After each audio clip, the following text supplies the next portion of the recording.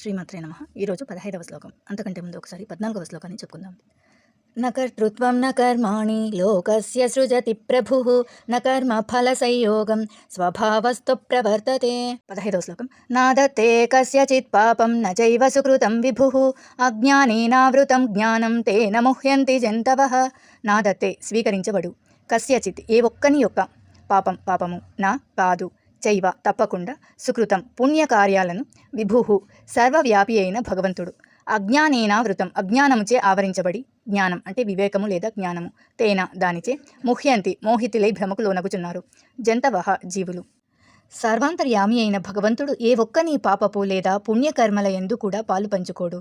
జీవుల వివేకము అజ్ఞానమునచే కప్పబడిపోవటం వలన వారు భ్రమకు లోనగుచున్నారు అని ఈ శ్లోకం యొక్క అర్థం. శ్లోకాన్ని ఇంకొకసారి చెప్పుకుందాం. నాదత్తే కస్యచిత్ పాపం న చైవ సుకృతం విభుః అజ్ఞానేనావృతం జ్ఞానం తేన ముహ్యంతి జంతవః.